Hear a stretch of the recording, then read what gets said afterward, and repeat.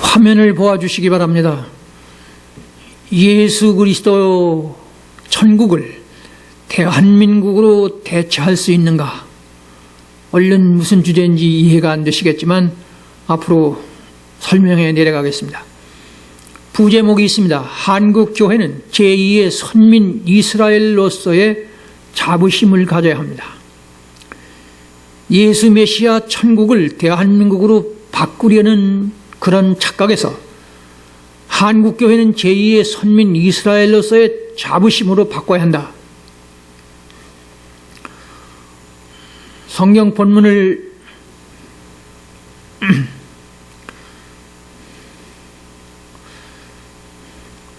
대한민국의 국가 사회적 최후의 보루는 교회라는 것입니다. 다시 읽어드립니다. 대한민국의 국가 사회적 최후의 보루. 대한민국은 교회가 지켜야 한다 그 말입니다. 정부나 국방부나 어떤 군사력이나 그런 외교력이 아니라 바로 마지막까지 이 대한민국을 지킬 것은 교회라는 뜻입니다. 북한은 길섭의 뱀이고 샛길의 독사입니다.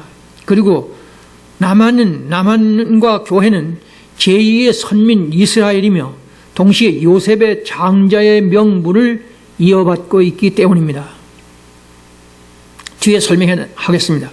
한편 국가 사회적 측면에서도 정의 실현과 복지 사회적 책임도 청와대나 국회보다 제일 우선적으로 교회가 책임져야 하기 때문에 그렇습니다. 무엇보다도 북한은 종교는 아편일 뿐이라고 하는 공산주의, 유물론주의를 독사처럼 지키고 있기 때문에 정부나 군사력이나 그런 것이 아니라 바로 교회가 지켜야 한다. 또한 국가 사회가 잘못되면 국민들의 가난의 비극 그리고 무질서와 죄악이 양산되기 때문에 잘 아시겠지만 말세지 말인 오늘의 전 인류 세계는 모든 개인 인생의 행복지수 이것을 국가가 결정적으로 좌우하기 때문에 그렇습니다.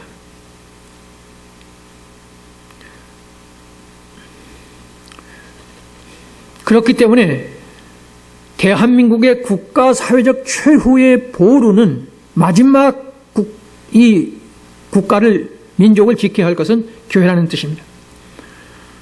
그렇긴 하지만 교회의 국가 지상주의는 절대로 용납할 수 없습니다. 바로 제가 오늘 드리고자 하는 말씀이 이겁니다. 교회가 대한민국 이 민족을 마지막까지 지켜야 하는 가장 큰 책임을 가지고 있지만은 그러나 교회의 국가 지상주의 그것은 절대로 용납될 수 없다. 극단적인 표현이긴 합니다만은 설사 국가 민족을 잃을지언정 다시 말씀드립니다. 설사 국가 민족이 없어질지라도 국가 지상주의는 교회로서는 받아들일 수가 없습니다. 왜냐하면 국가 지상주의는 독재자들의 정권 권력 유지의 전유물이기 때문에 그렇습니다. 북한만큼 내셔널리즘, 그 국가 지상주의를 표방하는 나라가 아마 인류사적으로 따져도 없을 겁니다. 그래서 저렇게 엄청난 인류 역사상 전대미문의 히틀러는 아무것도 아닙니다.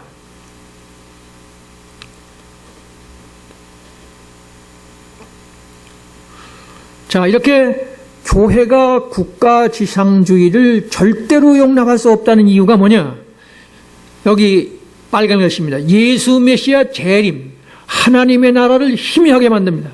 아니 아예 없는 것으로 망각시키는 사단 마귀의 괴계이기 때문에 그렇습니다. 그래서 예수님의 메시아로서의 최종 그리고 핵심적 목표는 어디까지나 하나님의 나라 킹덤 오브 헤븐이기 때문입니다. 그래서 예수님의 메시아로서의 생애, 십자가에서 죽고 부활하시고 그래서 성령을 보내셔서 교회를, 오늘 전 세계 교회를 다스리시고 아브라함, 이삭, 야곱을 선택하신 바로 여호와 하나님의 본체이신 이 예수 그리스도, 이분이 인류를 구원하시는 일을 위해서 십자가에서 죽고 부활도 하셨지만은 동시에 말씀을, 즉 설교를 하셨는데, 그 설교 첫째가 뭐냐? 마가복음 1장 15절 잘 아시죠? 때가 찼고 하나님의 나라가 가까웠으니 회개하고 복음을 믿어라. 하나님의 나라입니다.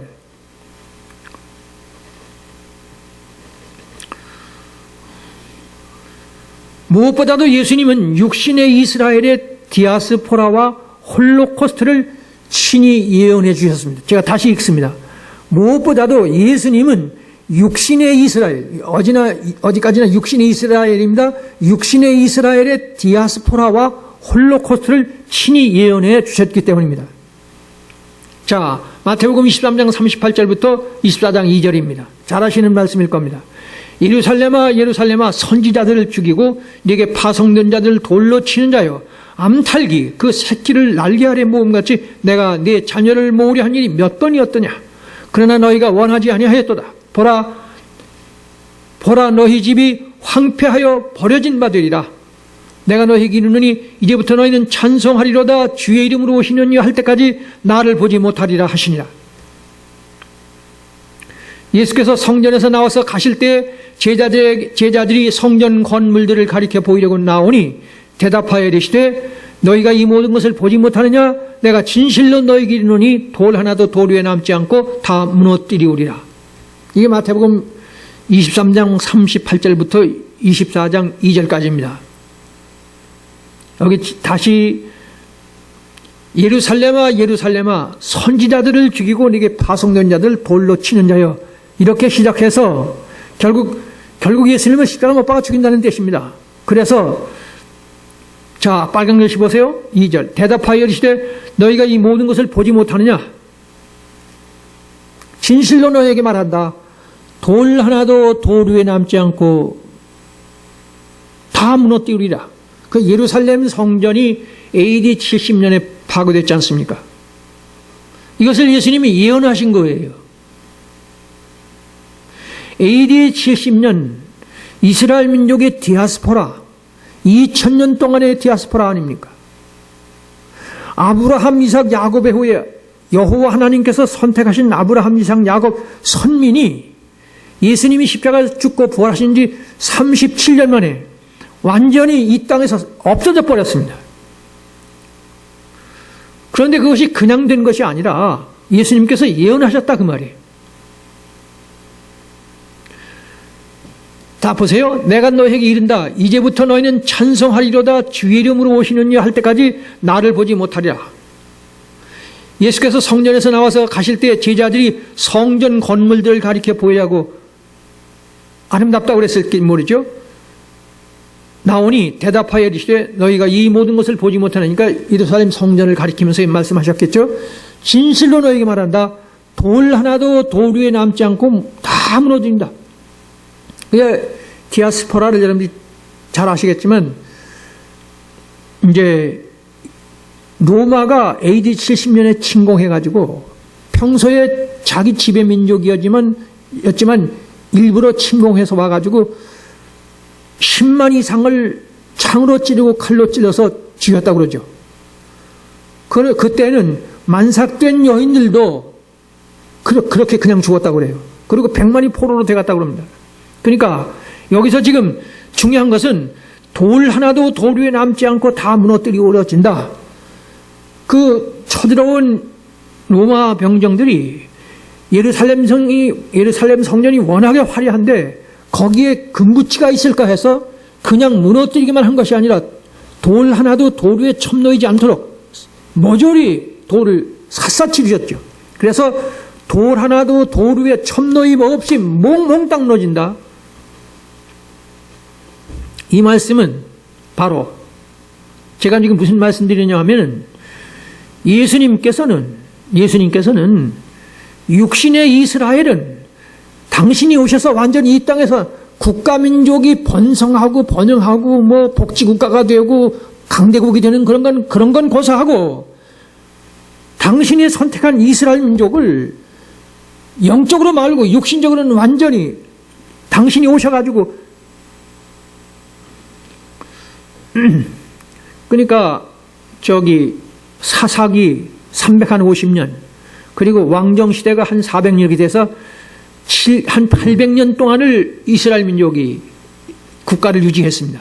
근데 예수님이 오셔서 육신의 이스라엘은 완전히 없어져 버리는, 완전히 나라조차 뿌리조차 없애버리는, 그러니까 무슨 의미냐면 육신의 이스라엘 민족 나라를 번성한다는 말은 정반대로 만들어 놓으셨다는 그런 뜻입니다. 제가 지금 무슨 말씀 드리냐면, 여보,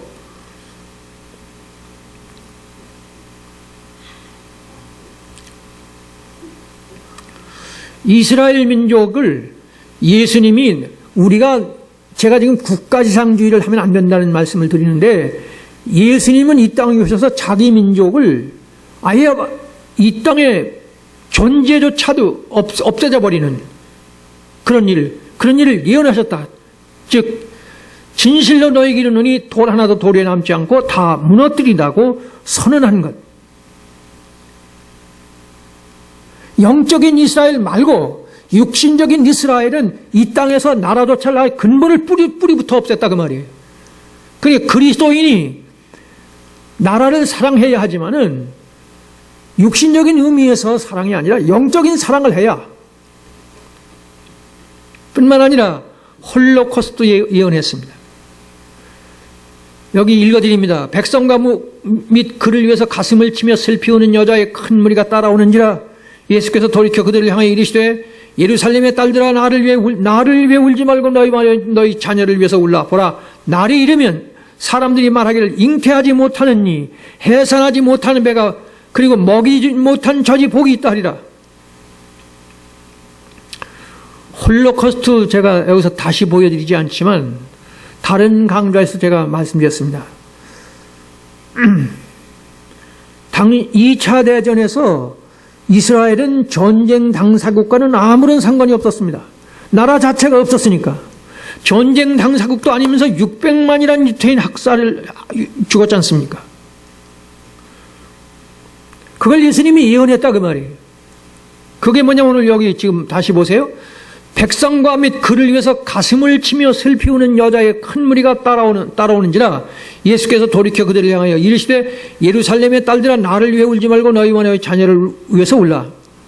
이제 예수님이 십자가에서 죽으시려고 십자가 틀을 지고 올라가시는데, 아리마대 요셉입니까? 네.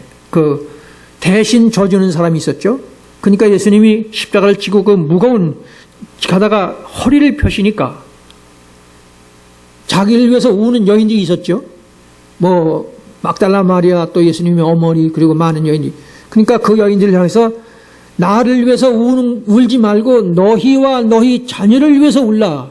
그 너희라는 말은 무슨 말이냐? AD 70년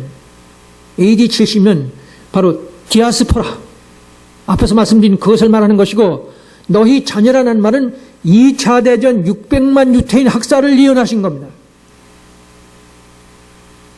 제가 지금 무슨 말씀드리느냐 하면, 우리 교회는 앞에서 말씀드렸듯이 이 국가, 사회, 민족의 자유민주주의, 시장경제, 이거 민주주의를 지키는, 국가민족을 지키는 일에 우리가 마지막 보루가 돼야 하지만은, 그렇지만 국가 지상주의는 절대로 안 된다는 그런 말씀을 드리는데, 예수님은 당신이 선택한 이스라엘 민족을 한 800년 동안 사사시대를 지내고 그리고 왕정시대를 지냈는데, 예수님이 오셔서 완전히 이스라엘 민족 자체를 없애버렸고 2000년 후에는 600만 유태인이라는 엄청난 이스라엘 선민이 죽었다 그 말이에요. 그러니까 육신적으로는 나라를 사랑하는 정도가 아니고 아예 자기 민족을 없애버렸다 그 말이에요. 그러니까 교회가 국가민족 사회를 책임져야 하지만은, 그러나 그 책임지는데 영적으로 사랑해야 한다 그 말이에요. 영적으로 책임을 져야 한다 그 말이에요. 그래서 주의해 보십시오. 예수님께서 말씀하시는 하나님의 나라 천국은 헬라어 바시레이아가 아닌 히브리어 말쿠라는 겁니다. 물론 오늘의 교회의 모든 목사님들이나 신학자들은 지금 이 바시레이아를 강조하는데 말쿠라는 뜻은 거의 언급하지 않습니다. 다시 말하면 바시레이아를 가지고 주기도문 말씀 중에 하늘에서와 같이 땅에서도 이루어지다. 그러니까 예수님의 십자가의 사랑, 하나님의 사랑, 그 사랑의 뜻을 이 땅 위에서 펼쳐진 이 지상에서 장차 오는 하나님의 나라, 계시록 21장, 22장이 말씀하는 그 하나님의 나라가 제쳐두고 그거는 더 아득히 잊어버리고 국가지상주의, 대한민국의 번성 복지국가, 그걸 거기다 갖다가 바시레야를 맞춘다. 하나님의 나라를 거기다 갖다 꿰 맞춘다 그 말이에요. 그러나 예수님이 말씀하신 하나님의 나라는 바시레야, 헬라어 바시레야가 아니고 히브리어 말쿠입니다.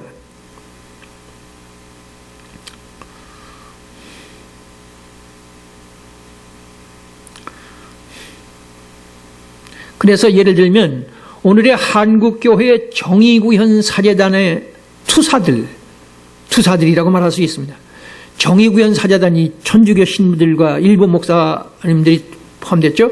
투사들과 WCC, NCC의 오해와 착각, 망상을 낳았다는 겁니다.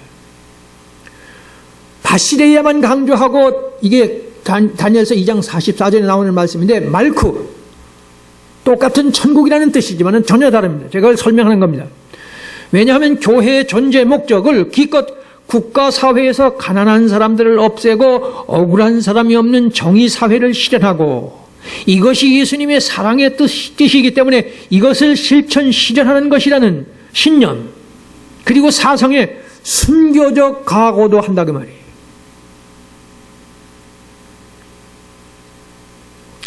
물론 교회는 저것들을 절대로 경시하거나 외면해서는 아니 됩니다. 왜냐하면 엄연한 인생 삶은 장차 오는 천국보다는 우선 현실이 중요하니까요. 현실을 무시할 수가 없지 않습니까? 현실을 무시한 사랑은 있을 수가 없지 않습니까? 그러니까 그거는 누구나 공감하지만 그 단계에서 멈춰버리면 사회주의, 공산주의와 혈맥이 통하게 마련입니다.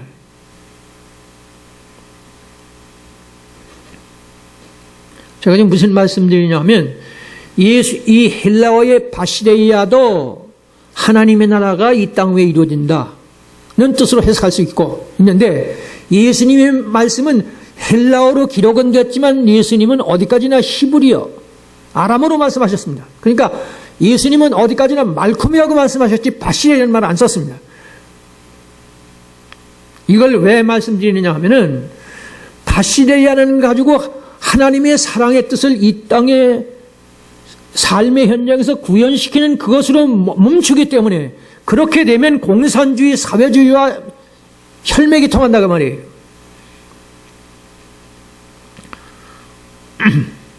그래서요, 이는 영적으로는 견강부회 정도가 아니고 아예 사단 마귀에게 홀려버리는, 귀신에게 홀려버리는 망상적이고 공상적이자 어불성설이고 지옥행입니다. 왜 그러냐? 어째서 그러냐? 또 말하지만 예수 메시아 재림의 소망을 희미하게 만듭니다. 아니 아예 없는 것으로 지워버리거나 백지화시켜버리는 것이 국가지상주의입니다. 바시레야만 강조하면 말쿠가 아닌, 예수님이 말씀하시는 히브리어 말쿠가 아니고 헬라어 바시레야만 강조하면 그것은 무엇보다도 예수님의 하나님의 나라가 이 땅에 이루어지는, 진짜 저 계시록 21장 22장이 이 땅에 이루어지는 것은 아주 희미해버리고 지워버리는 것이, 백지화시켜버린다 그 말이에요. 절대로 잊지 말 것은 예수님의 뜻이 하늘에서와 같이 땅에서도 이루어진 저 말씀은 계시록 21장 22장의 새 하늘 새 땅 새 예루살렘 성에서 천사가 된 몸으로 영화로운 몸이 돼서, 그리고 예수님의 부활체가 되어서, 다시 말합니다, 하나님의 나라에 가면 우리가 천사가 된다는 말 제가 자주 했습니다만 그건 무슨 소리냐면 빌립보서 3장 21절, 로마서 8장 30절에 보면 영화로운 몸이라고 그럽니다. 그걸 제가 천사의 몸이라고 그럽니다. 그리고 예수님의 부활체가 된다는 거예요. 그건 천사보다 더 위라고 말할 수 있죠. 그렇게 된 몸으로 솔로몬 왕의 영화라 아시죠? 그거를 세세토록 누리는 그것이 바로 하나님의 나라지, 이 땅에 하나님의 사랑의 뜻을 이루어드리는, 정의를 구현하고 사랑을 실천하는 그것이 아니라 그 말이에요. 어디까지나 예수님의 말쿠, 하나님의 나라는, 때가 찼고 하나님의 나라 갖고 왔다는 그 하나님의 나라는, 예수님의 설교의 주제는 천국입니다. 결론도 천국입니다. 그 천국은 뭐냐? 바시레이아가 아니고 말쿠입니다. 다시 말하면 예수님이 재림하셔서 이루시는 하나님의 나라입니다.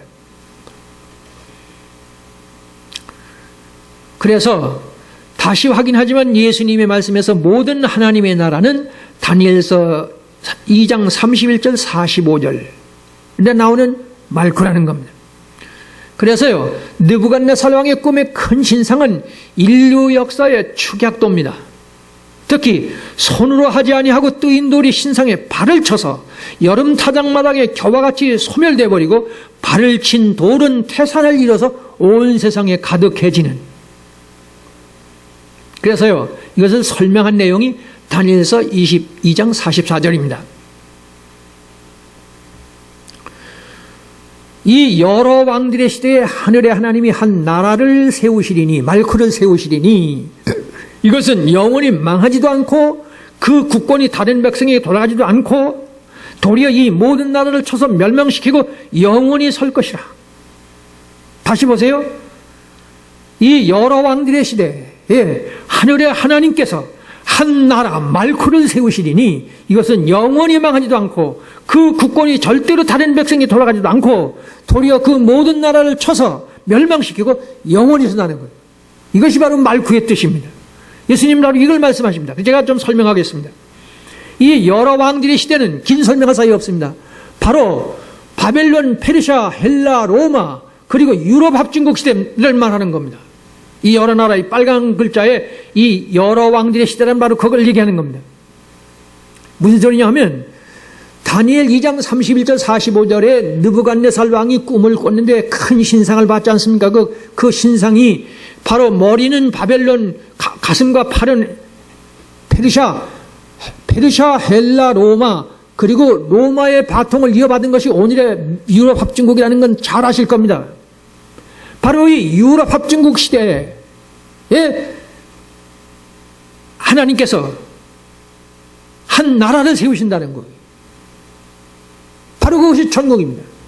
그러니까 예수님이 말씀하신 때가 찼고 하나님의 나라가 가까웠으니 회개하고 복음을 믿으라는 바로 그 하나님의 나라는 이 지상에 하나님의 사랑의 뜻을 이루어드리는, 억울한 사람이 없고 배고픈 사람이 없는 그런 복지국가를 만드는 게 절대로 아니고, 이 유럽 합중국 시대의 하늘의 하나님께서 한 나라를 이룩한다고 말입니다. 그런데 이 국권은 망하지도 않고 그 국권이 다른 나라에게 뺏기는 일이 절대로 없이 영원히 서는. 자, 그래서요, 이제 이것을 또 좀 설명하겠습니다.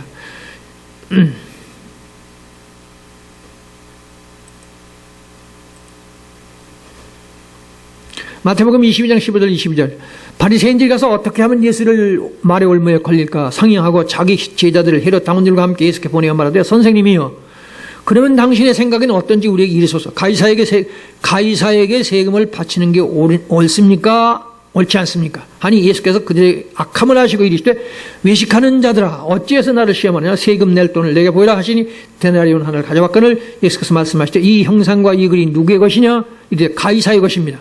이 이르시되, 그런즉 가이사의 것은 가이사에게, 그리고 하나님의 것은 하나님께 바치라 하시니, 그들이 이 말씀을 듣고 놀랍게 여겨서 예수를 떠났다.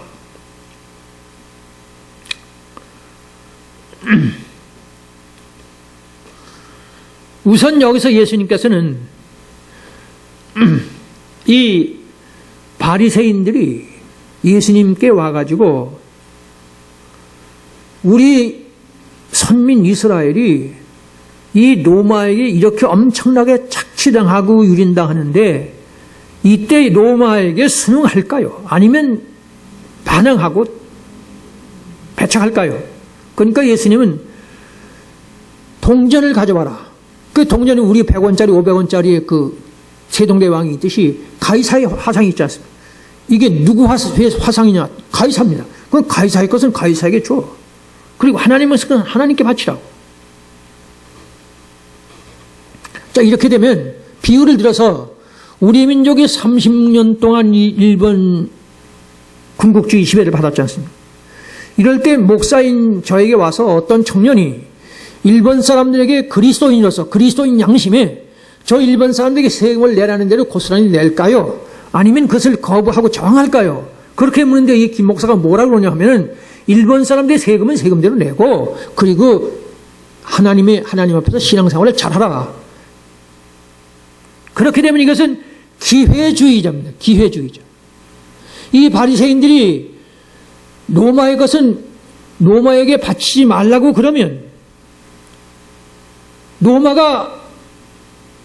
로마의 경찰이 올지 모르고 그리고 바치라고 그러면 이건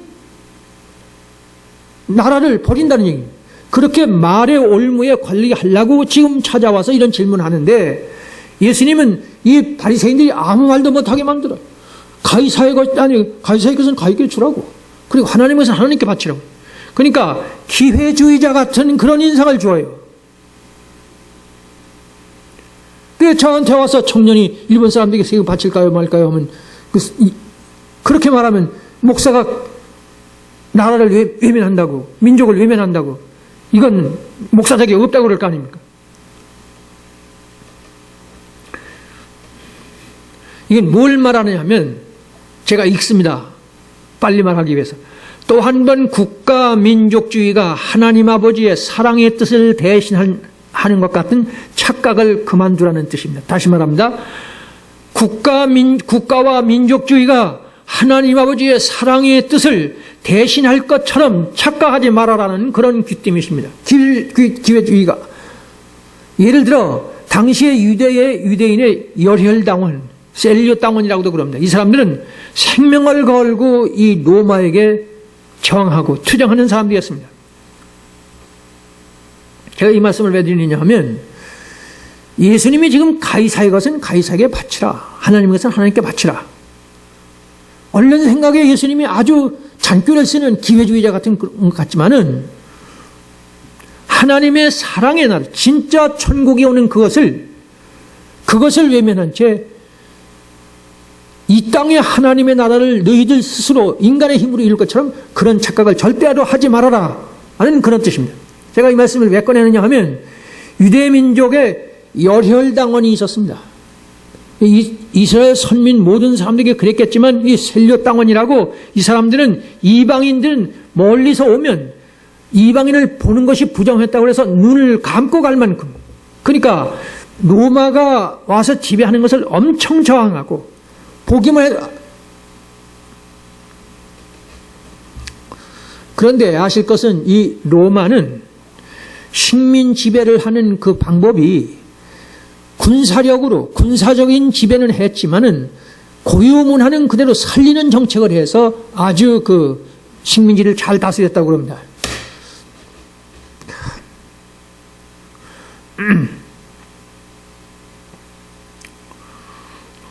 결국 이 예수님의 말씀을 외면해서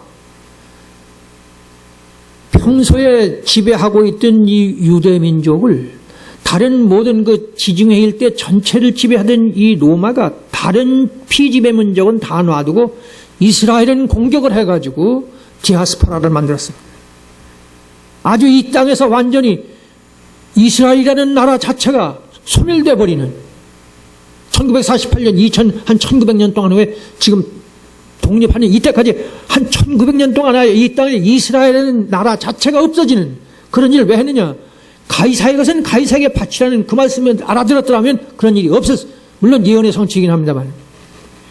더 중요한 것은 너희가 원하는 민족주의와 율법주의가 설사 로마 제국을 몰아낼 뿐만 아니라 아예 로마 제국 자체를 정복할 만해서 전 세계를 호령하는 제국이 된다고 해도 너희들의 영혼 문제는 그냥 남는다는 그런 뜻입니다. 다시 말합니다. 너희들이 지금 로마의 지배를 받고 있는데 그 로마에게 세금을 바칠까요 말까요 그러는데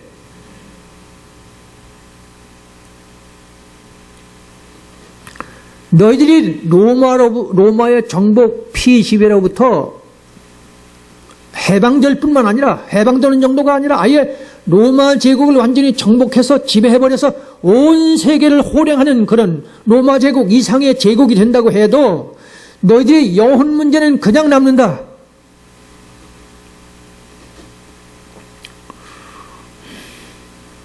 무슨 소리냐? 하나님의 나라에 못 가면 인간은 소망이 없다 그 말이에요.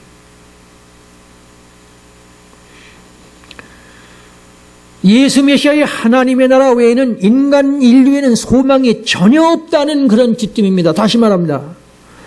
예수 메시아의 하나님의 나라, 저 새하늘 새 땅 새 예루살렘 성이 이 땅에 내려오기 전까지 안 오면 인간 개인도 그렇고 전체 인류도 그렇고 소망이 전혀 없어요.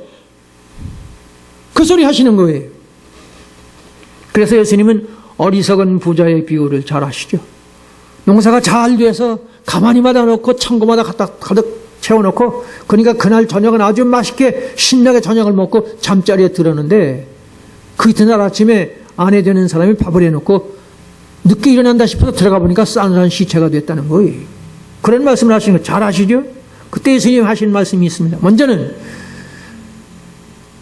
사람의 생명이 소유에 넉넉한 데 있지 않다. 이 말씀을 먼저 하십니다. 어리석은 부자거든요. 이게 뭐냐, 어떤 사람이 형제간의 재산 싸움이 있는데 이렇게 권위 있는 예수 선생님이 오셔서 한마디 해주시면 좋겠습니다. 그랬더니 언제 나를 너희들의 재산 나누게 하는 재판관으로 세우느냐 하는 말씀을 하시면서 사람의 생명이, 사람의 존재 가치는 절대로 소유가 많고 적으냐 거기서 좌우되는 게 아니다. 그런 말씀을 하시면서 농사가 잘 되는 농부가 그렇게 많은 걸 싸놓고 기분이 좋게 잠들었는데 아침에 싸늘한 시체가 되었다. 그러면 그 쌓아놓은 것이 누구의 소유가 되느냐? 그것이 누구에게 돌아가느냐? 그 소유가 많은 부자가 된 것과 이 싸늘한 시체가 무슨 상관이 있느냐? 이어서 예수님 말씀하십니다.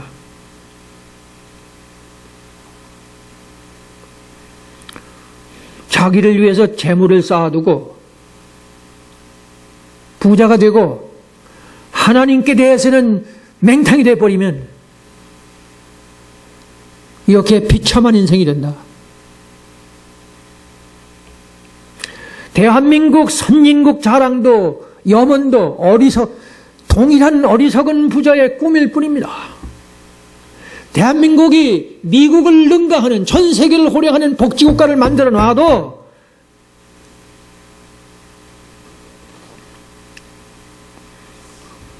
예수 메시아 천국을 모르면 이 어리석은 부자가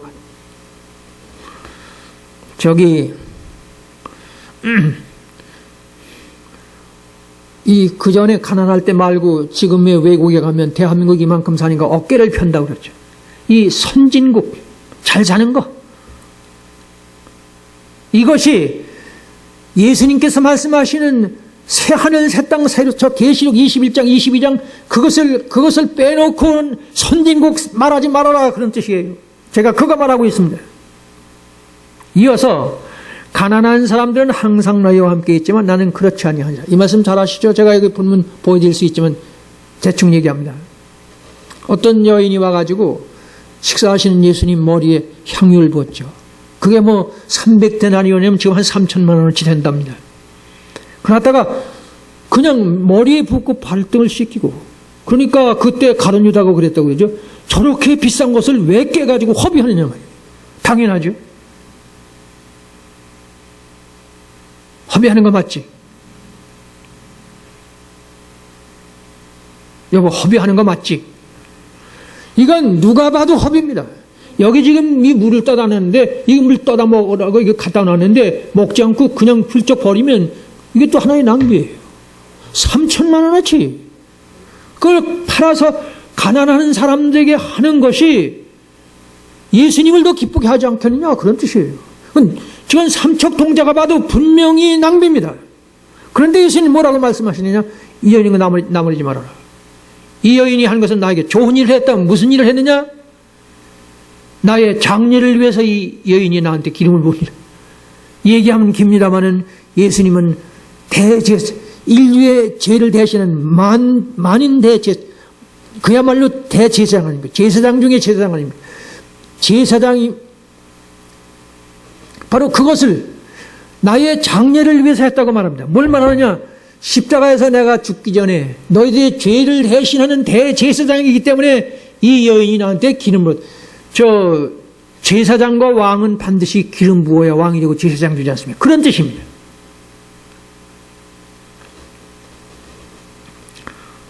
자, 그러면서 무슨 말씀하시느냐 하면, 자, 이렇게 지금 메시아 선언을 하는 겁니다.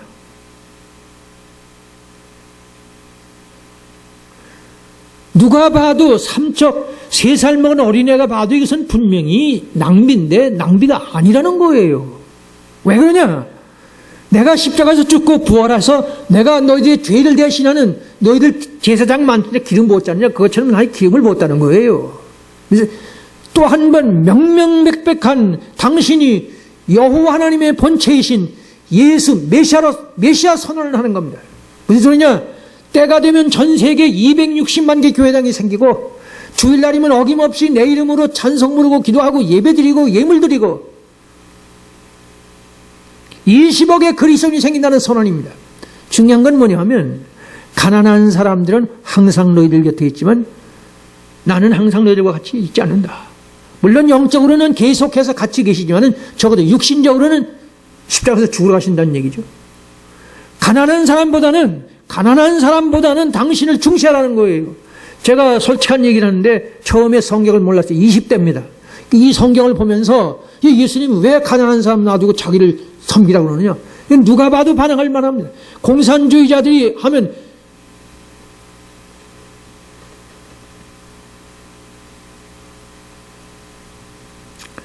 가난한 사람들을 놔두고 왜 헌금을 하느냐 같은 이런 얘기입니다. 가난한 사람들이 더 중요하냐? 교회 헌금이 더 중요하냐? 물론 그 헌금은 가난한 사람들을 위해서 충분히 쓰여져야 합니다. 그러나 가난을 구제하는 것이 아니라 복음을 위해서 헌금을 하는 거기 때문에 그렇기 때문에 가난한 사람들을 돕는 것보다도 헌금이 우선이라는 말이 통해야 합니다. 왜냐하면 이 교회가 되어서 복음이 전파돼야 가난한 사람이 가난을 해결하고 그리고 가난한 사람 자꾸 주면 서양 속담에 가난한 사람들 거지에 구제하는 것은 그건 평생 너는 빌어먹으라 하는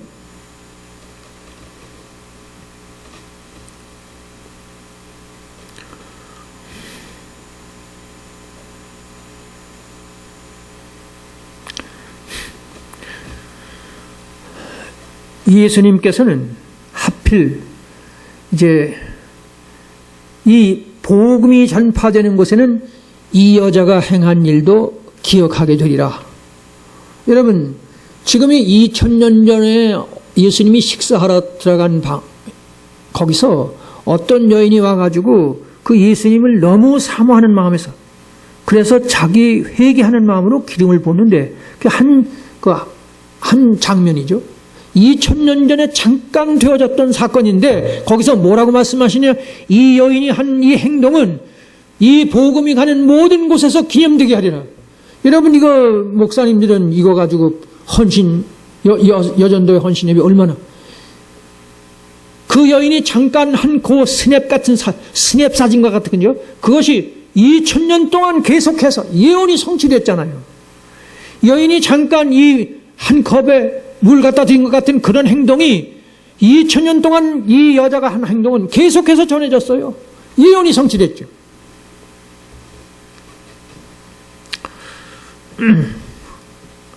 여기서 알아둘 것은 소련의 볼셰비키 혁명 공산주의는 소련의 볼셰비키 혁명 공산주의는 성공했다는 겁니다.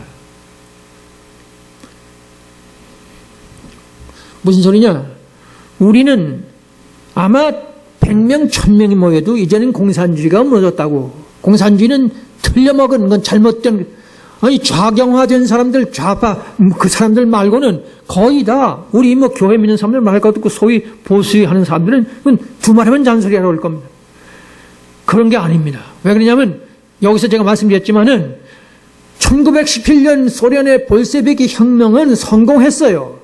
그걸 제가 자세히, 제 책에는 자세히 썼습니다만은, 한마디로 말해서, 이 소련이 1950년부터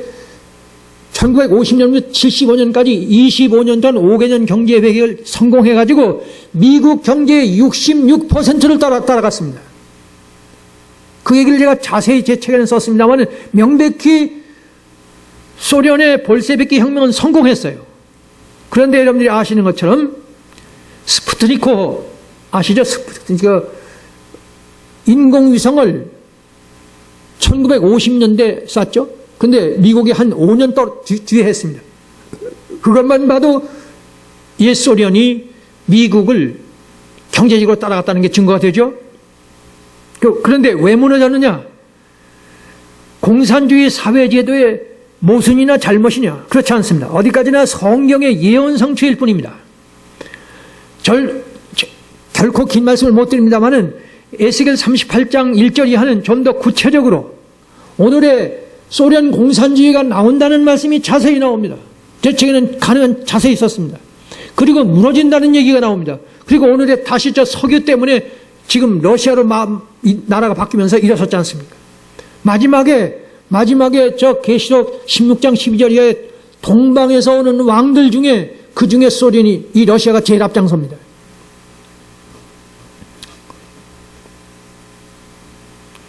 자, 제가 지금 무슨 말씀 드렸냐 하면 가이사의 것은 가이사에게 하나님의 것은 하나님께 바치라 그 말씀을 했고 그리고 한 여인이 와가지고 옥합을 깨뜨려서 3천만 원어치를 낭비하는 인간의 견해는 어디까지나 낭비인데 예수님은 이 여인이 하는 게 잘하고 바로 이 여인이 한 행동은 이 복음이 가는 곳마다 기념들이 하는 대로 예언이 성취됐고 그리고 그 여인이 한 행동은 당신의 장례 십자가의 죽음과 부활을 한 사건이라는 거예요. 거기서 중요한 건 뭐냐? 가난한 사람들은 항상 옆에 있지만은 나는 늘 곁에 있는 것이 아니다. 그러니까 가난한 사람을 구제하는 사랑은 좋지만은 예수 안에서 하지 않으면 사회주의를 낳고 공산주의를 낳는다 그 말이에요. 공산주의, 사회주의는 어디까지나 가난한 사람들을 위해서 출발한 것 아닙니까? 자본주의의 이 매판 자본관들을 비판하는 의미에서 공산주의가 나왔지 않습니까? 그런데 오늘의 공산주의는 완전히 패망했지 않습니까? 남은 게 지금 북한 하나뿐이지 않습니까? 예수 밖에서 하면 가난 구제도 못하고 결국 북한 꼴이 된다는 얘기입니다. 그래서 여기 필히 알아야 할 것은 요한복음 12장 20절부터 24절에 한 알의 미랄이 땅에 떨어져 썩으면 이 말씀이 단순한 사랑의 희생정신, 박애주의의 교훈이 결코 아닌 메시아 선언 선포라는 겁니다. 이제 요한복음 12장 20절부터 24절에 헬라로부터 온 사람들이 예수님께 면회 신청을 합니다. 그래서 제자들이 가서 예수님께 말씀드렸죠. 그때는 예수님이 그 자기를 찾아온 헬라 사람들을 만나준다, 안 만나준다, 조금 후에 오라 그런 일은 말은 잃지 안 하시면서 탁 하는 말씀이 인자가 영광을 얻을 때가 왔다 그럽니다. 밖에 헬라 사람들이 선생님을 만나서 의논하고 상담하려고 그럽니다. 그런데 그 말은 일체 이런 말씀을 안 하시면서 제깍하는 첫 말씀이 인자가 영광을 얻을 때가 왔도다. 이어서 하는 말씀이 한 알의 미랄이 땅에 떨어져서 죽으면 많은 열매를 맺지만 죽지 않으면 한 알 그대로 있는 것이다.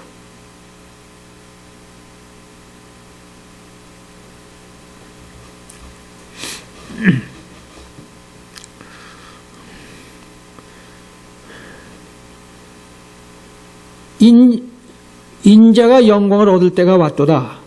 헬라 사람들이 와서 이 철학자들이라고 그럴 수 있죠. 헬라 사람들이니까. 와서 예수님께 인생 상담을 왔을지 모르고 철학적인 질문을 가지고 왔을지 모릅니다. 그 말에 대해서 대답을 다른 말씀을 안 하고 인자가 영광을 얻을 때가 왔도다. 한 알의 미랄이 땅에 떨어져 한 알의 미랄이 죽어야 살 열매를 맺는다. 동문서답 같은 말씀입니다. 이게 무슨 소리냐?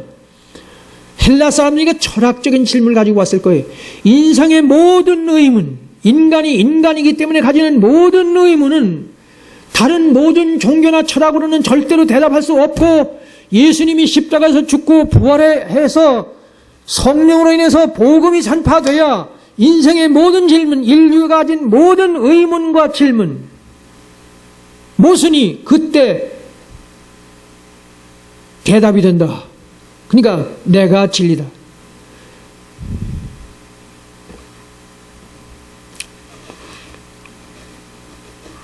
그러니까 메시아 선언을 하는 겁니다. 한 알의 미랄이 땅에 떨어져서 죽으면 하는 말, 그것은 절대로, 다시 말하지만 사랑의 희생정신이나 박애주의 교훈이 절대로 아닙니다. 그렇게 되면 그건 석가의 자비나 같아지는 거예요.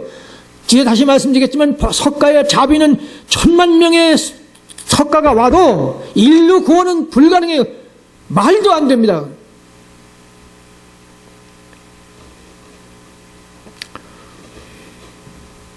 그래서 예수 메시아의 십자가 부활의 사랑은, 예수 메시아의 십자가 부활의 사랑은 그냥 사랑이 아니고 하나님의 구원의 능력의 사랑입니다. 예수 메시아의 십자가 부활의 사랑은 그냥 사랑이 아니고 휴머니즘 사랑이 아니고 하나님의 구원의 능력의 사랑입니다. 특히 죄악으로부터의 구원의 능력입니다. 인간의 생로 병사, 늙고 병들고 그리고 죽고 먹고 살기 이렇게 힘든 인간의 생로병사로부터의 구원입니다. 요컨대 석가는 설사병에 죽었습니다. 마호메트는 열병에 죽었습니다. 그리고 공자는 불가지론자였습니다. 따라서 저들은 인간 실존을 구원하기는 고사하고 아예 그런 개념이나 단어 자체를 언급하거나 생각할 줄조차 몰랐습니다. 다시 읽습니다. 석가는 설사병에 죽었습니다. 마호메트는 열병에 죽었습니다. 그러나 예수님께서는 말 그대로 만병의 대의사였습니다.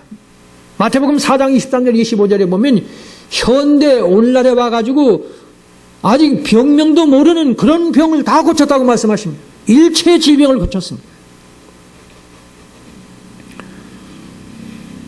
그리고 죽은 시체를 셋이나 살렸죠. 나인성 과부의 아들, 회당장 야이로의 딸, 그리고 또 나사로 3명, 죽은 시체를 셋이나 일으켰죠. 그리고 온갖 질병을 다 고치는 건 오늘날도 교회에서 얼마나 많은 질병을 고칩니까? 질병을 고치고 죽은 자를 살리고, 그리고 당신이 친히 부활체로 나타나 주셨지 않습니까? 무엇보다도 오병이어로 5,000명을 먹이시는 먹을 식량을 기적적으로 해결하는 걸 보여주셨습니다. 병을 고치고 죽은 시체를 살려내고, 그리고 인간의 삶의 현장에서 당장에 배가 고프니까 먹을 양식을 주셨단 말이에요. 인간의 생로 병사를 몽땅 해결하셨어요. 뭘 말씀드립니까? 예수님이 한 알의 미랄이 땅에 떨어져 죽으면 많은 열매를 맺고 그렇지 않으면 한 알 그대로 있느냐, 예수님의 한 알의 미랄의 그 사랑은 인간적인 사랑이 아니면 휴머니즘 사랑이 아니고 하나님의 인간의 생로병사를 완전히 해결하는 하나님의 능력의 사랑이라는 것을 제가 강조하고 있습니다.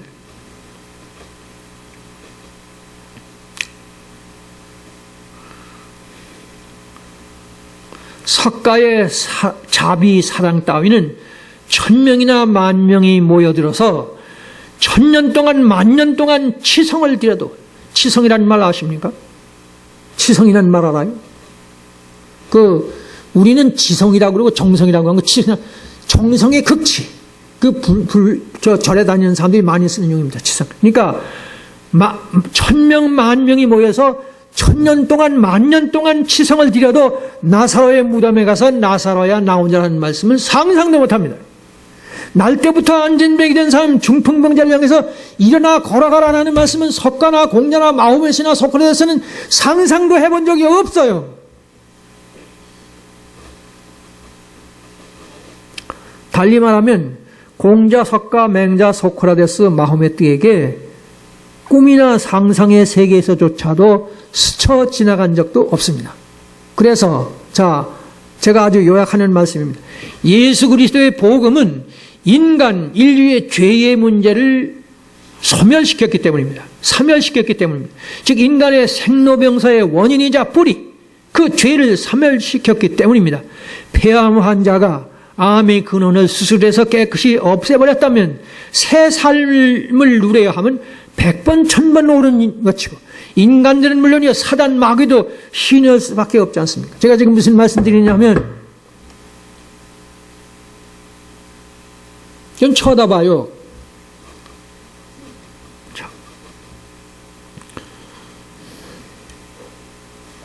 오늘의 인류는 인간의 생로병사라는 질병의 처방전조차 아직 소유하지 못했습니다. 오늘의 인류는 인간의 생로병사라는 이 커다란 질병의 처방전을 아직 못 끊었어요. 즉 인류의 역사상 그 어떤 인간 성자 현철도 죽음이라는 병의 처방전을 못 내놨습니다. 약은 고사하고 처방전이 나오면 약이 나오지 않습니까? 인간이 왜 죽는지, 왜 병들어야 하는지, 왜 늙어야 하는지 생물학적으로는 얼마든지 얘기할 수 있죠. 그러나 근본적인 처방을 못 내렸어요. 암이 왜 생겨나는지를 알아야 약이 나옵니다. 그래서 지금 암을 의술로 고치지 않습니다. 제가 지금 무슨 말씀드리냐 하면, 인간이 늙고 병들고 죽고 먹고 살기 힘든데 인간이 왜 죽어야 하는지 그 이유를 모른다고 말이에요. 인간이 왜 죽어야 하는지 성자 현철들이라는 사람들, 철학자들, 종교가들이 많이 있는데 그 처방전을 못 내렸어요. 그래서 성경은 뭐라고요? 인간은 죄 때문에 죽었다고 말합니다.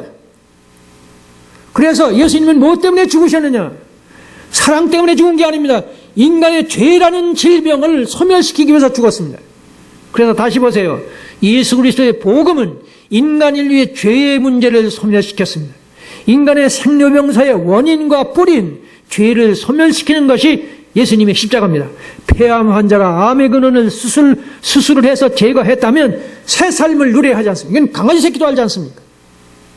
제가 지금 무슨 말씀 드리냐 하면, 예수님의 십자가의 사랑을 휴머니즘 사랑으로 그렇게 격화시키지 말아라고 말이에요. 구원의 하나님의 전지전능 무소부재 여호와 하나님의 본체신 예수 그리스도, 그분이 우리의 죄의 문제를 해결시키기 위해서 십자가에서 죽은 겁니다. 그 사랑을 공자 석가의 사랑하고 똑같다고 생각하는 종교다원주의 하는 사람들. 그래서 예수님께서는 수없이 많은 병자들을 고치면서 내 죄사함을 받았느니라, 내 침상을 가지고 걸어가거라. 어마어마한 복음입니다. 공자 앞에서 문자 쓴다는 소가가 있습니다. 예수 메시아 앞에서 WCC 종교다원주의 운운하는 사람들은 하루 강아지 법무서운 줄 모르는 사람들입니다. 다시 읽어드립니다. 예수 메시아 앞에서 WCC 종교다원주의 운운하는 사람들은 하루 강아지 법무서운 줄 모르는 사람들이에요. 그래서 예수님께서는 말씀합니다. 이 돌 위에 떨어지는 자는 깨진다. 이 돌이 사람에게 부딪히면 저를 가루로 만들어 흩어버릴 것이다. 무슨 소리냐? 이 복음서에서 예수를 만나면 종교다원주의요? 공자석가 마음에 예수님이 같다고요? 얼토당토하는, 있을 수 없는, 예수를 못 만나서 아직 정확히 만나보지 못해서 그렇습니다. 공자도 석가도 마호메트 소크라 맹자도 노자 장자도 예수님을 만나면 이 성경에서 예수 메시아를, 이 진리의 말씀을 알아듣고 발견하면 하루아침에 무가 되어버립니다. 가루로 만들어 흩은다는 거예요. 가루가 되어버린다는 거예요. 그런데 어떻게 새하늘 새 땅에서 천사가 된 몸으로 세세토록 솔로몬 왕의 영화를 누리는 천국 하나님의 나라를 대한민국 선진복지국가와 맞바꾸기를 하겠습니까? 시간이 네 번째는 한국 교회와 민족이 제2의 선민 이스라엘이라는 증거 13 항목을 제가 제 책에 썼습니다. 이 말씀을 제가 왜 꺼내느냐 하면,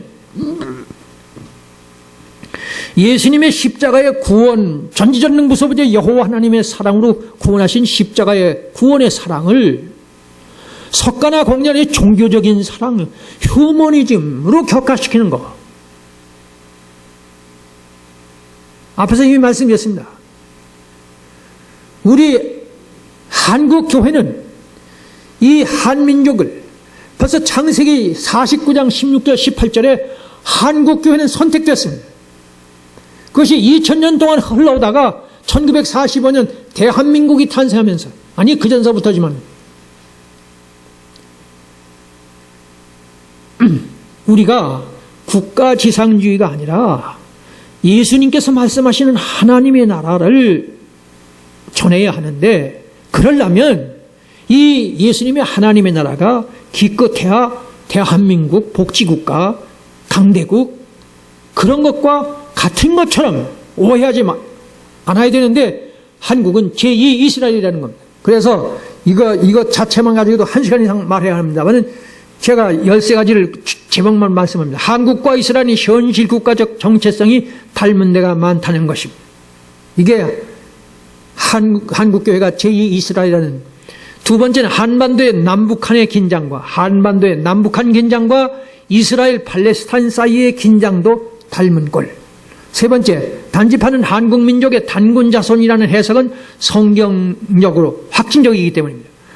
말세지 말에 신구약 성경 및 예언서를 완전히 해독한 계시받은 민족이기 때문에 제2 이스라엘입니다. 다섯 번째, 최초의 내가 재림 메시아라는 존재는 한국교회에서 출현했기 때문입니다. 예수님께서 제자들이 주님이 재림하실 그 순간, 그리고 이 땅의 질서는 완전히 파괴되고 없애버리는 이 인류 역사의 종말과 예수님의 재림하실 때가 되면 어떤 현상이 나오겠습니까? 그랬더니 사람의 미혹받지 않도록 해라. 많은 사람이 내 이름을 해서 내가 재림 메시아라고 할 것이다. 2000년 전 예언이 성취됐죠. 한 50명 되지 않습니까? 그런데 그 50명 중에 최초로 내가 재림 메시아라고 하는 사람이 나타날 것이라고 예수님이 예언했는데, 바로 어디서 나타나느냐? 한국에서. 문선명 아닙니까? 1952년, 1954년 문선명이 최초로 재림 메시아라고 떠든 게. 그러니까 한국이 제2이슬, 한 가지를 제가 말씀드린 겁니다. 이 여섯 번째는 예수님의 이 모든 것이 재난의 시작이니라. 즉 2차 대전 종전을 통해서 탄생한 이스라엘과 대한민국입니다. 저 팔레스타인의 이스라엘, The State of Israel, 저 이스라엘이죠. 아브라함이 지금 육신적인 이스라엘과 1948년 5월 14일, 그리고 우리는 1948년 5월 10일에 독립했습니다. 단지파와 예수 메시아 탄생, 유다는 수사자로, 다는 사자새끼라고 동일한 사자로 상징됐다는 겁니다. 신명기 33장 22절, 창세기 49장 9절에 보면은 단지파에서 예수님이 탄생하셨는데 그 단지파를 수사자라고 그래요. 수사자. 아주 장성한 다 이미 사자라는 얘기죠. 그런데 단지파도 사자새끼라고 되어 있습니다. 똑같은 12지파 중에 사자로 상징된 것이 유다지파와 단지파라는 것. 그래서 한국교회가 제2이스라는 겁니다. 여덟 번째, 오늘의 유대민족 이스라엘은 전혀 자기 사명을 못했고 현재도 여전히 못합니다. 왜냐하면 메시아니의 주라고 예수 믿는 사람들이 한 2% 되는데 폭탄 티레를 하는 정도니까요. 2차 대전 후 한국과 이스라엘만 경제 선진국이 됐음이 오늘의 현실이라는 것. 열 번째, 단지파 한국교회가 말세지 말의 교회 재판관으로 예언됐다는 겁니다. 한국교회가 재판관이랍니다. 무엇보다 예수 메시아의 구원을 아담 하와 신라권 이후에 인류 역사상 최초로 예수 메시아를 부르는 민족이 최초로 단지파예요. 제 책은 자세히 되어 있습니다. 그렇기 때문에 한국교회가 제2이스라엘인 겁니다. 12번째, 극과 극의 반대로 북한은 길섭의 뱀이고 새끼의 독사입니다.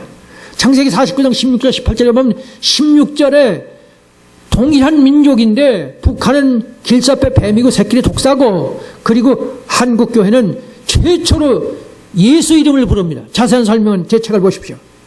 그리고 13번째는 요셉 대신에 장자권을 계승받은 것이 한국교회입니다. 요 하나만 가지고도 1시간 이상 얘기해야 합니다. 제가 설명을 못합니다. 그 외에도 많은 게 있지만은 생략합니다. 다섯 번째, 마지막입니다. 선진 강대국은 곧장 적그리스도라는 것을 알고 있을까? 우리는 선진 강대국 복지국가를 그렇게 소원하지 않습니까? 하나님의 나라 예수님의 재림은 다 그만두고 교회가 목사님들이 선진 강대국 복지국가를 그렇게 소원하는데 선진 강대국은 곧장 적그리스도라고요. 왜 그러냐? 첫째, 자연과학을 가지고 하나님인 채 하기 때문에 요컨대 진화론이 교회에게 사과를 받아낸 것 알고 있습니까? 2009년 1월 1일자 조선일보제가 가지고 있습니다.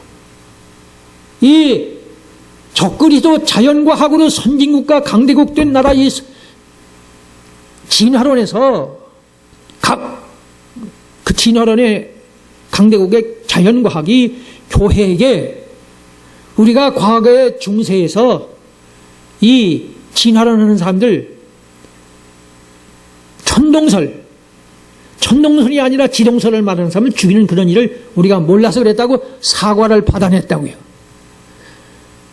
자연과학이 그런데 자연과학은 선진 강대국가 아닙니까? 그래서 데살로니가후서 2장 4절에 보면 그는 대적하는 자라 신이라고 불리는 모든 것과 숭배함을 받는 것에 대항해서 그 위에 자기를 높이고 하나님의 성전에 앉아서 자기를 하나님이라고 내세우느니라. 이것도 제가 제 책 2권에 제일 먼저 이걸 쓰고 있습니다만은 진화론이 성경에 데살로니가후서 2장 1절부터 10절에 자세히 예언됐다는 사실을 문자적으로 설명해 놨습니다. 이 진화론 자연과학을 가지고 하나님인 채 한다 그 말이에요. 그러니까 선진 강대국은 적그리스도입니다. 두 번째, 군사력과 경제력, 곧 선진 문화 문명으로 전 세계를 호령한 모든 제국들이 선진국이었습니다. 다름 아닌 이스라엘의 여호와 하나님께 대한 신앙을 짓밟았던 바벨론, 페르시아, 헬라, 로마 그리고 이어받은 유럽 합중국, 미국까지 왔습니다. 다시 말합니다. 선진 강대국이 적그리스도라는 말은 오늘날뿐만 아니라 이스라엘 민족의 여호와 하나님께 대한 지순한 사랑을 짓밟아버리고 포로로 잡아가고 온갖 짓을 다 한 것은 헬라 제국을 비롯해서 바벨론 제국을 비롯해서 페르시아 제국을 비롯해서 로마 제국을 비롯해서 그랬지 않습니까? 그 선진 강대국이 이스라엘을 괴롭히는 것이나 오늘날 선진 강대국들이 신령한 세계를 진화론으로 사과를 받아내는 일. 대한민국 선진국을 예수님이 재림해서 이룩해야 할 하나님의 나라보다 더 중시하는 게 안 된다 그 말이에요. 오늘의 인류 문화 문명은 먼저는 바벨탑 문명이고 또한 가인의 문화 문명이라는 것 알아야 합니다. 오늘의 인류 문화 문명 지금 절정에 왔거든요. 이 과학 문명이 지금 절정에 와 있습니다. 뭐 얘기하면 제가 다른 강좌에서 많이 말씀드렸지만은 이 오늘의 문화 문명은 바벨탑 문명입니다. 또한 가인의 문화 문명이라는 것 모르면 안 됩니다. 창세기 4장 21절에 보면 거기 보면 동철로 각양 날카로운 기계를 만든다고 되어 있습니다. 그게 뭐냐 하면 히브리어 나타시콜 헤렛이랍니다. 나타시콜 헤렛이 이게 뭐냐 하면 동과 철 가지고 각양 날카로운 기계를 만든다는 게 이게 오늘의 컴퓨터 그리고 인공지능 이걸 말하는 겁니다. 나타시콜 헤렛이라는 말은 아주 예리한 기계 문명이 요술을 부린다는 뜻입니다. 고도로 발달한 이 기계 문명이 요술을 부린다는 뜻이에요. 나타시콜 헤렛이라는 뜻입니다. 기계 문명이 요술을 부린다는 말은 이 스마트폰을 말하는 겁니다. 오늘의 인공지능을 말하는 겁니다. 그것을 벌써 창세기 4장에 말하고 있어요. 오늘의 문화 문명은 가인의 문명이라는 거 모르면 안 됩니다. 그러면 그렇지 않으면 적그리스도의 존재를 절대로 알 수 없습니다. 그리고 바벨탑 문명입니다. 바벨탑에 보면은 거기 돌을 대신해서 벽돌을 만들고 흙을 대신해서 역청을 그 역청이라는 말이 헤마로 호메를 하는데 그게 무슨 소리냐 하면은 아스팔트라는 뜻입니다. 벽돌이라는 뜻입니다. 그리고 포도주라는 뜻입니다. 벽돌, 아스팔트, 그리고 포도주. 오늘의 도시 문명은 아스팔트죠. 그리고 벽돌로 쌓아놓은 빌딩이죠. 그 창세기 11장에 돌을 대신해서 벽돌을 만든다. 인조품이 인간이 만든 거죠. 그래서 다시 말합니다. 이 오늘의 문화 문명을 발전시킨 이 강대국들, 선진 강대국들이 적그리스도다. 너무 강대국, 선진 강대국 좋아하지 말아라. 그런 뜻이에요. 그 말입니다. 그래서 적그리스도는 마태복음 1장 3절부터 8절에 예수님께서 내가 그리스도라 하는 자들인데 거짓 그리스도와 거짓 선지자라고 말씀합니다. 이 두 가지로 나는 거짓 그리스도는 적그리스도를 말씀하는 것이고 후자는 로마 교황청을 비롯한 각종 사이비단, 수도 헤롯이 교황청을 적그리스도라고 말하는 사람들 아주 착각입니다. 왜냐하면 예수님께서 적그리스도를 나라와 나라, 민족이 민족을 대적하여 일어난다. 그리고 난리와 난리 소문.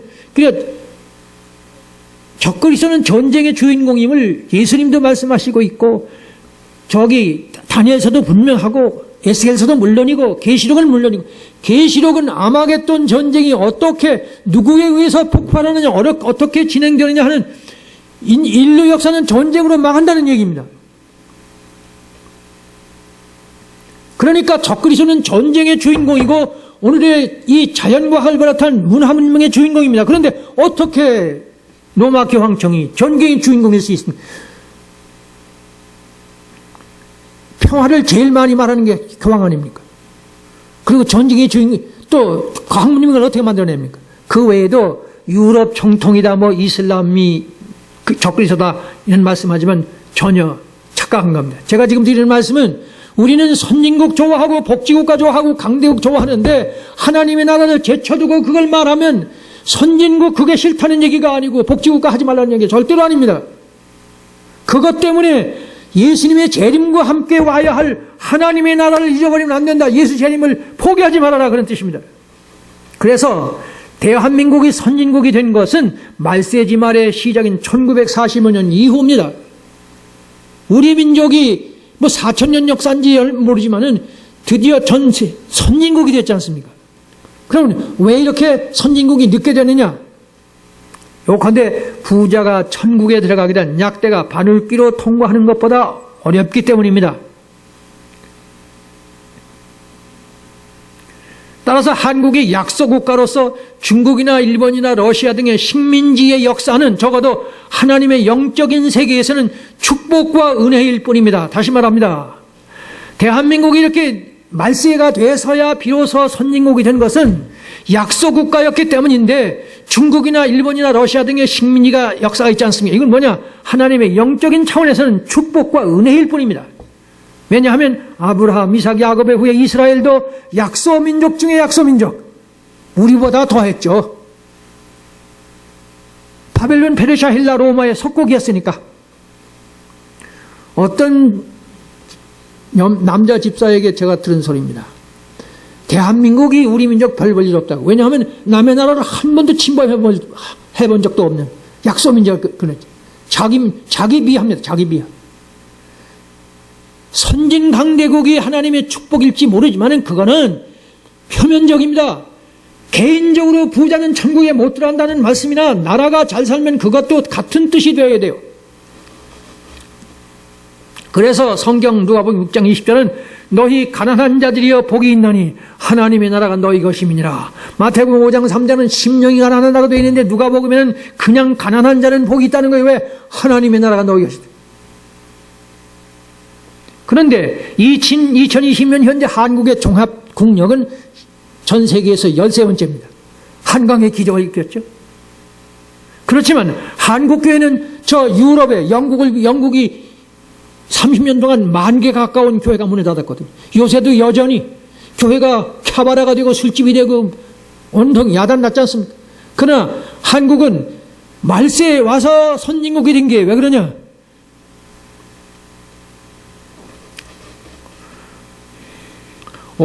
한국의 선진국이 된 것은 어디까지나 말세지 말에 온 인류의 복음 전파의 사명 감당을 위한 하나님의 특별 섭리였기 때문입니다.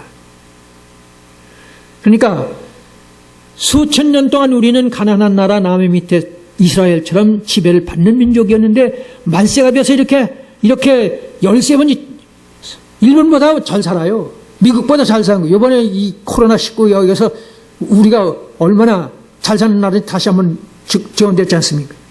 왜 그랬느냐? 말세에 전 세계 예수님의 재림의 복음을 전하는 그런 사명을 감당하라고 선진국이 되게 한 겁니다. 그래서 한국 민족 및 교회는 제2의 선민 이스라엘이고 그리고 요셉 지파에 이어서 장자권을 허락받았다는 거. 이 요셉이 장자권이 한마디만 하면 BC 721년 열 지파는 아예 없어져서 요셉 지파는 지금 저기 이스라엘에 없습니다. 그 요셉 지파의 장자권을 누가 받았냐? 우리 한국 민족이 받았습니다. 제가 자세히 제 책에는 썼습니다. 한국교회, 그러니까 한국교회의 등장은 또 하나의 예수 메시아의 재림의 징조입니다. 왜냐하면 1945년 이후에 등장한 대한민국이니까요. 단지파입니다. 결론적으로 또 한 번 예수 메시아 천국을 대한민국으로 대체할 수 있는가 없는가 확인해야 합니다. 이것부터 확인할 줄 알아야 합니다. 이것이 분명치 못하면 예수 메시아 재림은 어디까지나 하나의 교리가 되어버리고 맙니다. 요컨대 사도신경과 주기도문이 암송문이면 영걸렸어요. 왜 그러냐 하면 주기도문에 나라가 임하옵시며 그거 새하늘 새 땅 예루살렘 성 그겁니다. 또 대개 나라와 권세, 주기도문에 나라가 2번이나 나오죠. 기도할 때마다 저 예수님의 재림과 함께 계시록 21장 22장이 우리의 현실에 펼쳐진다는 걸 확인하는 겁니다. 사도신경도 그렇죠. 저리로서 산자와 죽은 자를 심판하러 오시리라. 암송문이에요. 그 말씀 앞에 진실하고 진지해야 합니다. 거두절미하고 기독자유당도 진짜 예수꾼이 아니면 하나님의 영광을 더 심하게 훼손할 위험이 있습니다. 다시 말합니다. 기독자유당도, 저는 기독자유당을 찍은 사람입니다만 우리 식구들에게도 부탁을 했습니다만 기독자유당을 만든다고 해도 이게 지금 1000만 인구인데 국회에 단 한 사람을 못 보낸 게 이거 창피한 일입니다. 그런데 이 기독자유당이 만들어져서 어떤 당을 만든다고 해도 진짜 예수꾼이 아니면서 기독자유당을 만들면 하나님의 영광을 더 심하게 훼손할 위험이 있어요. 바로 이 얘기를 제가 하는 겁니다. 따라서 저것보다 훨씬 이전에 한국교회는 제2의 선민 이스라엘로서 자부심을 가질 줄 알아야 합니다. 그리고요, 한마디 더 합니다. 그러기 위해서 의인의 소명감을 가져야 합니다. 소돔 고모라가 왜 멸망했죠? 아브라함이 하나님과 대화하죠. 50명부터 해서 10명이 안 돼서 결국 소돔 고모라는 멸망했습니다. 이 민족을 위해서 하나님 앞에 인정받는 나 한 사람이라도 정신 차려 영적인 삶을 살아야겠다고 기도하는, 생명을 걸고 의인의 소명감을 가지는 그것이 있으면 나라 걱정 안 해도 하나님께서 알아서 복지국가 강대국을 만든다. 하나님의 나라를 제쳐둔 국가지상주의는 절대로 안 된다는 말씀입니다. 기도드립니다.